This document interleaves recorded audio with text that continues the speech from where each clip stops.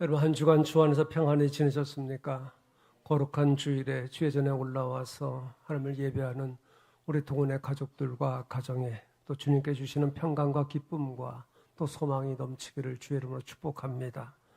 오늘은 주의 오심을 기다리고 준비하는 대림절 첫 번째 주일입니다. 교회에는 많은 절기가 있는데 그 가운데 제일 먼저 시작되는 절기가 대림절입니다. 대림절은 성탄절 전까지 4주간 지키게 되는데 11월 마지막 주일이나 12월 첫 주일에 시작되고 짧게는 22일, 길게는 28일간 지키게 됩니다. 이 대림절이 지니고 있는 의미는 이렇습니다. 첫째는 이미 2000년 전에 이 땅에 오신 그리스도의 성탄을 회상하면서 다시금 우리의 그 마음과 삶의 현장에 말씀으로 영으로 새롭게 해 주실 것을 기대하는 그러한 절기입니다. 두 번째는 아직도 그리스도를 영접하지 않은 불신의 세계와 역사 속에 임재해 주실 것을 기다리는 그러한 절기입니다. 또 셋째는 앞으로 오실 재림의 주님을 기다리는데 대림절의 의미가 있습니다. 우리에게 오시는 예수님은 우리의 죄를 대속해 주시기 위해서 오시기 때문에 이 절기는 거룩한 절기이자 우리의 신앙을 돌아보고 또 참여하는 절기로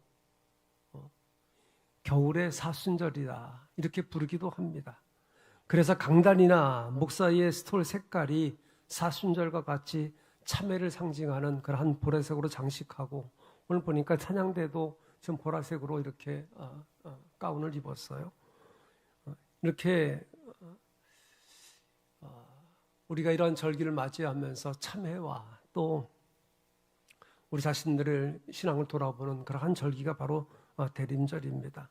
그러므로 여러분 이 절기를 지키면서 깨어 기도하는 가운데 주의 오심을 기다리고 준비할 수 있기를 바라고 또 회개와 충성을 담은 거룩한 예배의 삶에 더욱 집중하는 그런 절기가 되어지기를 주의 이름으로 축복합니다. 오늘은 대림절을 시작하면서 라오디게아 교회에게 주시는 말씀을 듣고자 합니다. 우리가 잘 아는 말씀이지만 20절에 보면 볼지어다 내가 문 밖에 서서 두드리노니 누구든지 내 음성을 듣고 문을 열면 내가 그에게 들어가 그와 더불어 먹고 그는 나와 더불어 먹으리라 이렇게 말씀하고 있습니다.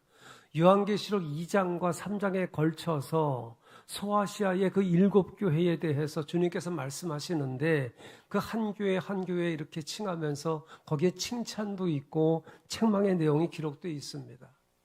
그런데 7교회 중에서 6교회는 칭찬하는 내용이 있어요. 물론 책망하는 내용도 있지만 칭찬하는 내용이 7개 교회 가운데 6교회 교회가 있습니다. 그런데 유일하게 라오디게아 교회는 칭찬하는 내용이 없어요. 그 이유는 오늘 여기 말씀하고 있는 것처럼 그들의 신앙이 뜨겁지도 않고 또 차지도 않고 뜨뜻미지근해서 입에서 토해버리시겠다 이렇게 책망을 받는 그러한 교회였습니다. 그들의 신앙에 문제가 있다고 하는 이야기죠. 뜨겁든지 차갑든지 해야 되는데 미지근하다고 하는 이야기예요.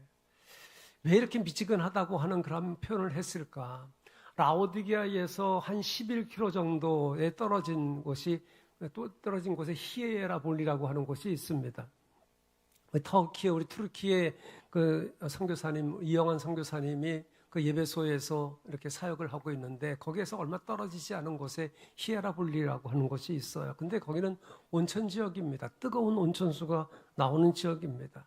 근데 라오디게아에서 거기까지 11km라고 그랬어요. 그 라오디게아는 그 히에라볼리에서 뜨거운 온천수를 수로로 공급받는 그러한 지역입니다. 그런데 거리가 11km나 되다 보니까 그 뜨거운 온천수가 가다가 11km 멀잖아요. 가다가 자꾸 식어지는 겁니다. 그래서 라오디게아에 도착했을 때는 그 물이 미지근해진 거예요. 그런데 이들의 신앙이 또한 이와 같다고 해서 비유해서 이들의 신앙이 미지근하다.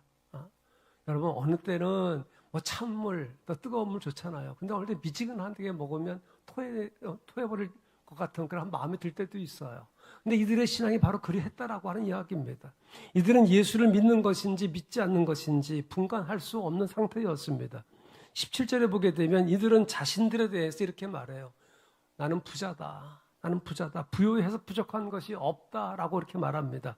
영적인 자만이지요. 영적인 교만에 빠져 있었습니다. 이들의 신앙이 미지근하고 자만에 빠져 있었던 이유는 바로 물질 때문이었습니다. 풍부한 물질 때문이었어요.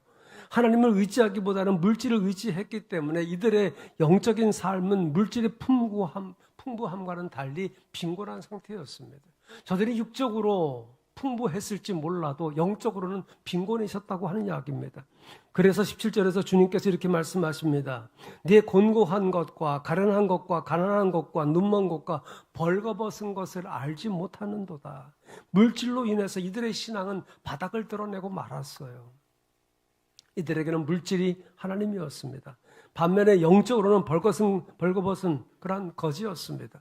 주님은 이들을 향해서 곤고하다, 가련하다, 가난하다, 눈이 멀었다, 또 벌거벗었다 이렇게 말씀을 하고 있습니다.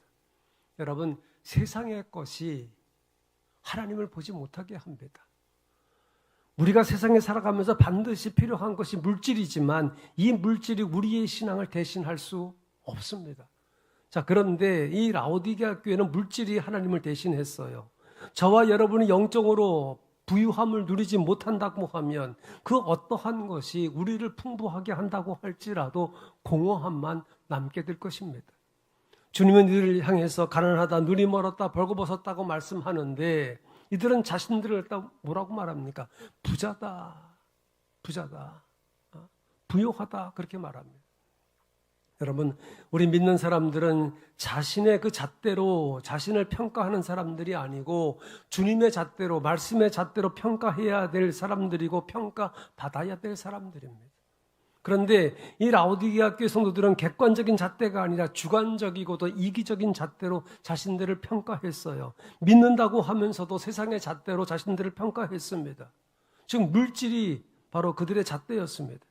이들은 자신들의 그 부의 일부를 하나님께 바치고는 자신들이 하나님께 큰 것을 바쳤다라고 생각을 했던 사람들입니다. 그렇기 때문에 자신들은 영적으로 부유한 사람들이다라고 착각을 했던 것이죠. 여러분, 우리가 하나님께 드림에 있어서 이만큼 드렸으면 됐다라고 말을 한다고 하면 라오디게아 교회 성도들과 다를 바가 없는 것입니다.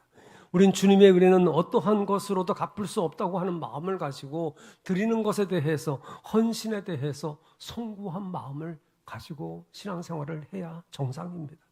자, 그런데 이들은 물질의 부요를, 영적인 삶을 가늠하는 척도로 삼았습니다. 그렇기 때문에 스스로 부요해서 부족한 것이 없다라고 그렇게 말을 하고 자신들을 그렇게 평가했던 것입니다. 그러나 주님의 잣대로 볼 때 이들은 유복한 것이 아니라 곤고하고 가련했습니다. 부요가 아니라 가난했습니다. 그들 스스로 평가한 것과는 정반대의 모습이지 않습니까? 영적인 눈이 멀어서 자신의 벌거벗은 모습을 보지 못했다라고 하는 이야기예요. 여러분, 라오디게아 교회 성도들처럼 저와 여러분이 영적인 자아도취에 빠져서는 안 됩니다. 영적인 자만을 해서는 안 됩니다. 나 자신에 대해서는 냉철하게 평가할 수 있어야 되는 것입니다. 객관적이고도 정확한 주님의 잣대를 가지고 냉철하게 나 자신을 평가할 수 있어야 되는 것입니다. 주님은 라오디게아 교회를 향해서 회개하라는 말씀과 함께 내가 문 밖에 서서 두드린다. 그렇게 말씀하고 있습니다. 라오디게아 교회 성도들을 향한 이 말씀은 오늘 신앙의 삶을 살고 있는 저와 여러분을 향한 말씀인 줄로 믿습니다. 아마 여러분들 가운데 그 성화를 본 적이 있을 것입니다. 예수님께 등불을 드시고 문을 두드리는 그러한 성화를 본 적이 있을 것이에요. 이 그림은 월리엄 홀만 헌트라고 하는 작가가 그린 세상의 빛이라고 하는 그러한 그림인데, 이 그림을 보게 되면 주님께서 왼손에 등불을 들고 오른손으로 놓고 하고 계세요. 문을 놓고 하고 계세요. 근데 그 문을 보게 되면 그 문에 잡초가 있고 담장이가 엉겅퀴가 이렇게 엉켜져 있습니다. 이것은 무슨 이야기하느냐? 아직 한 번도 열어보지 못한 문이라고 하는 이야기예요. 잡초가 있고 엉겅퀴가 있으니 주님을 거부하는 폐쇄된 삶의 태도와 완고한 마음을 상징하고 있는 것입니다. 이 그림을 보면 또 문제가 있는데 문고리가 없습니다. 문고리가 없어요. 문고리가 없다고 하는 얘기는 무슨 말입니까? 밖에 있는 사람이 열지 못한다고 하는 이야기예요. 안에서 열어줘야 된다고 하는 이야기죠. 안에 있는 내가 열어야 된다고 하는 이야기입니다. 주님은 영적으로 빈곤해 있는 사람의 마음의 문을 두드리면서 이렇게 말씀하고 계세요. 너는 너 자신을 향해서 나는 부자다, 나는 풍족하다, 부족한 것이 조금도 없다고 하지만 사실 너는 비참하다. 그리고 불쌍하고 가난하고 눈이 멀고 벌거벗었다. 그것을 알지 못하는 너가 불쌍하다. 그렇게 말씀하고 계십니다. 주님께서 라오디게아 성도들에게 말씀하고 계신 것처럼 영원하고 아름다운 세계를 잃어버린 삶이 얼마나 비참하고 가련한지 깨닫지 못하고 나는 부요하다고 하면서 영적인 자만과 영적인 교만에 빠져 있는 사람들이 얼마나 많습니까? 여러분, 사람들이 과학이 발달하게 되면 참 살기 좋은 낙원과 같은 그런 세상이 올 것이라고 기대를 하고 연구하고 발전시켜서 오늘에 이르렀습니다. 물론 편리함이 있지요. 편리함이 있습니다. 작게는 요즘에 스마트폰 하나만 있으면 뭐든지 할 수 있잖아요. 핸드폰이 없으면 살지 못할 것 같은 그런 마음이 들 때도 있습니다. 그래서 저도 어느 때는 오늘 오전 중에는 핸드폰 보지 않겠다라고 그냥 덮어놓을 때도 있습니다. 딴 데서 팽개쳐 버릴 때도 있습니다. 이렇게 우리가 이 핸드폰을 가지고 우리의 생활에 지금 거의 생활을 하고 있잖아요. AI 발달로 마치 비서를 둔 것과 같은 그러한 느낌이 들 때도 있어요. 아마 이런 과학의 발달로 삶의 편리함이 있는 것은 사실이지만 그 삶의 편리함과는 달리 부정적인 면도 있는 것이 사실이잖아요. 이전에는 전혀 생각하지 못했던 그러한 사건이나 비극적인 그러한 일들, 더 나아가서 지구촌의 평화를 깨는 그러한 아픔도 있습니다. 누가 과학의 발달을 부정하겠습니까? 분명히 우리는 세상을 외면하고 살 수도 없고 발달하는 이 문명의 이기를 거부하거나 부정할 수도 없습니다. 문제는 하나님을 부정하는 현대인들의 바벨탑이 되어서는 안 된다고 하는 것이죠. 창세기 11장에 보게 되면 바벨탑 사건이 기록되어 있는데 바벨탑을 쌓은 이유는 영적인 삶이 빈곤해지니까 삶의 주인을 바꾸려고 바벨탑을 쌓은 것입니다. 우리도 영적인 삶이 빈곤해지면 여기 라오디게아 성도들이 물질의 부여를 자랑하고 그것으로 하나님을 대신했던 것처럼 우리가 섬기는 주인을 바꿀지도 몰라요. 주님께서 이와 같은 삶에 대해서 뭐라고 말씀합니까? 비참하다, 불쌍하다, 가련하다, 눈이 멀었다, 벌거벗었다. 근데 그것을 알지 못하는 그것이 더 불쌍하다라고 말씀하고 계십니다. 여러분, 영적으로 빈곤한 삶에서 벗어나는 길은 잊어버린 영적 세계를 기억하는 것입니다. 영혼을 향한 문을 찾아서 빗장을 부수고 문을 열어야 되는데 영적인 눈이 어두워졌으니 문을 찾지 못하고 방황할 수밖에 없지요. 그런데 여러분, 감사한 것은 하나님께서 먼저 찾아오셨다는 거예요. 하나님 편에서, 이렇게 하나님 편에서 먼저 찾아오신 것이 바로 성탄입니다. 찾아오셔서 문을 두드리고 계신 것은 심판을 하기 위함이 아니라 자유와 해방을 선포하시고 우리와 더불어 교제하기 위해서입니다. 누구든지 내 음성을 듣고 문을 열면 내가 그에게 들어가 그와 더불어 먹고 그는 나와 더불어 먹으리라.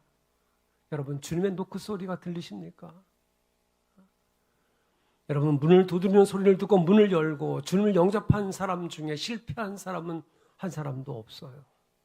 21절의 약속의 말씀을 보세요. 이기는 그에게는 내가 내 보좌와 함께 앉게 하여 주기를 내가 이기고 아버지 보좌와 함께 앉은 것과 같이 하리라. 이렇게 말씀하시고 계신 분이 누굽니까? 1절에 보면 아멘이시오, 충성되고 참된 증인이시오, 하나님의 창조의 근본이신 누굽니까? 예수 그리스도입니다. 주님께서, 그리스도께서 약속하고 계시기 때문에 문을 열고 주님을 영접한 사람은 결코 실패가 없는 줄로 믿습니다.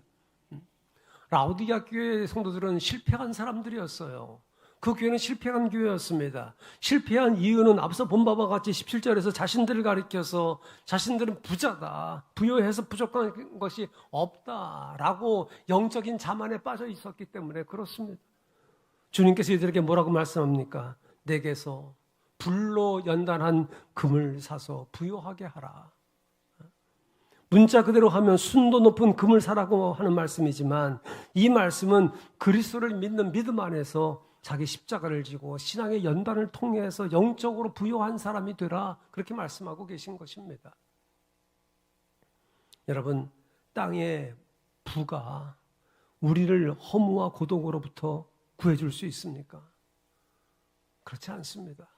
아무리 많은 물질을 가지고 있다고 하더라도 그 사람에게는 허무가 있고 고독이 있어요. 땅의 부가 우리의 건강을 유지시켜 줍니까? 아닙니다, 여러분. 물질이 풍부하다고 병 안 듭니까? 아니잖아요, 여러분. 땅의 부가 생명을 보장해 주지 못하고 허무와 고독과 건강 보장해 주지 못합니다. 그러나 우리 하나님은 저와 여러분을 진정으로 부요하게 하시는 줄로 믿습니다. 모든 부귀와 영화는 풍성한 생명, 그와 같은 것은 우리의 아버지가 되시는 하나님께 있는 줄로 믿습니다. 자, 그런데 여러분, 이것은 그냥 주어지는 것이 아니잖아요. 그냥 주어지지 않습니다, 여러분. 불로 연단한 금을 사라고 말씀하고 있어요. 불이라고 하는 것은 시련을 말해요. 연단은 그 시련을 통과하는 것을 말합니다. 그리고 불로 연단된 순금은 거룩과 풍요를 상징하는 것입니다. 우리가 주님께서 주시는 참된 불을 누리기 위해서 반드시 이러한 과정이 필요하다고 하는 이야기예요. 그러므로 여러분, 저와 여러분이 결코 시련에 넘어져서는 안 됩니다. 로마서 5장 4절에서 말씀합니다. 환난은 인내는 연단은 소망을 이룬다, 이렇게 말씀하고 있어요. 그리고 여러분, 18절에 보게 되면 이들에게 뭐라고 말씀합니까? 흰 옷을 사입어서 벌거벗은 수치를 보이지 않게 하라. 흰 옷을 사서. 라오디게아 이 지역은